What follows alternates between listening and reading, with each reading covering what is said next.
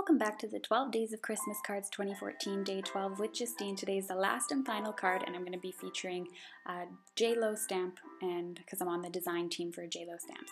First thing I'm going to do is I'm going to cut my card base. I'm going to cut this at 4 1/4 inches by 11. And it's going to be a top folding card, and then I'm going to score it at 5 1/2. I'm going to fold that using my boning folder on my finger to give it a nice good crease. The next thing I'm going to do is take that same glacier cardstock and create a front panel. I'm going to make this about 4 by 5 1/4 inches. This is going to be one of my layers. The next thing I'm going to do is cut out a card front, 4 1/4 by 5 1/2 using this glacier cardstock that's patterned. Then I'm going to take a piece of ruby and I'm going to cut this at 4 1/4 inches by 3 inches. This is also going to be one of my layers. And then I'm going to take a piece of white daisy cardstock and I'm going to cut this at 4 inches by 2 3/4. Now I have all my layers for my card ready. And I'm going to start assembling the card itself. So I'm going to start with taking this embossing folder from Tim Holtz and running it through my machine. It's going to give this really cute brick pattern.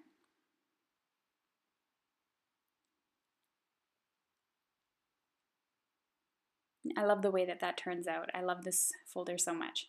The next thing I'm going to do is I'm going to arrange some snowflakes, and I'm going to be using some Versamark ink and embossing it using a Frosted Antiquities embossing powder from Ranger. Now this gives it a really subtle tone, almost like a clear embossing, but with a little bit of a sparkle to it. You can really only see it on the end result of the card when you really look. So I'm going to ink those up with Versamark ink and stamp those down. And then I'm just going to ink up with Versamark one more snowflake so that I can get that bottom corner. I just didn't have enough snowflakes. And I used a variety of snowflakes, one from Hero Arts and one from Close to My Heart. Alright, so I'm just going to cover this using that Frosted Antiquities embossing powder.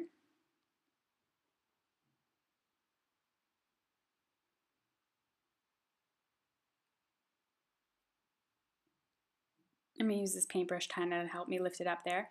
You want to be careful because the images are on the sides, so when you do heat it up, you might want to use a pair of tweezers to hold it because it can get a little bit hot in your hand. As you'll see, I have to move my hand later.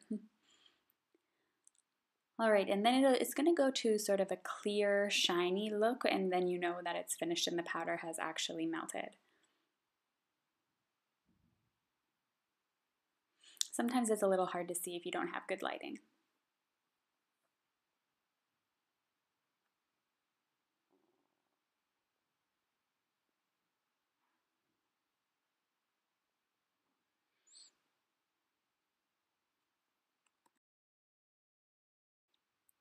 Alright, so I'm just going to take my excess embossing powder and pour it back into the jar.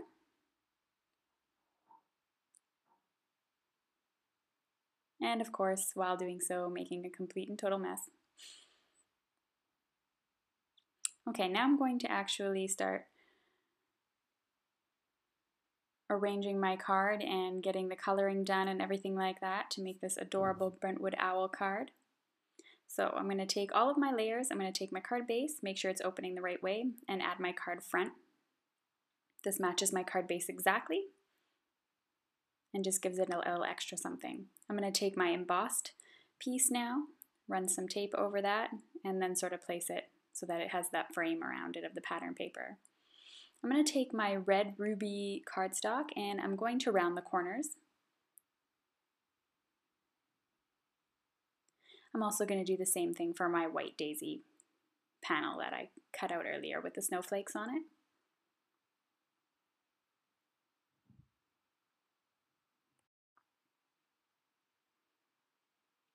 I decided not to use any 3D tape on any of these layers because I'm going to prop up the actual stamp that I'm going to cut out with the 3D layers.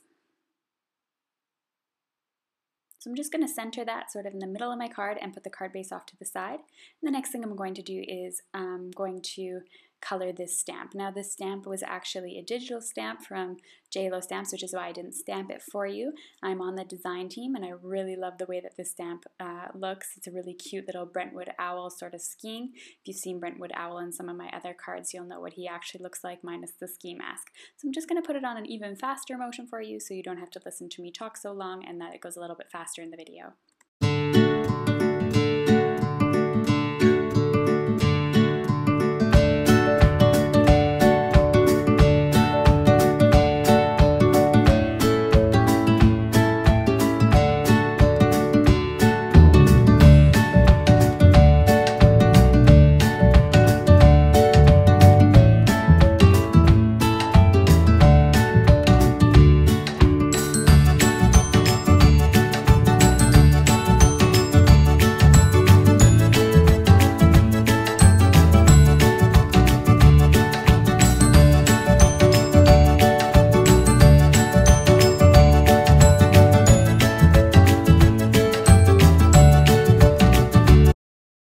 Alright, so now that I'm finished cutting this all up, I'm going to add some 3D tape to the back of the Brentwood owl that we just colored. And I'm going to take off those extra pieces there and stick him onto the card. I kind of put him in sort of a downward diagonal motion so that it works out. I cut out a piece of cardstock also. I cut it out to be about 4 by 1 inch, and I decided to make a banner out of it. And how I do that is I use a pen mark the center, and then just cut a triangle out of it. I usually just do it by hand instead of cutting it out with my machine. I just find it a lot faster. And I'm just going to add my sentiment now. I'm going to be using a sentiment from Lawn Fawn Joy to the Woods stamp set. And I'm going to be using that Joyful Wishes stamp. And I'm going to use white embossing powder just because I find if you use white ink, it doesn't end up showing as vibrant. And I really want the sentiments to stick out. And there's a lot going on this card, so I really want to make sure that the sentiment is seen. So I stamped that in Versamark ink. I'm going to use some white embossing powder from Ranger, and it's a fine detail embossing powder.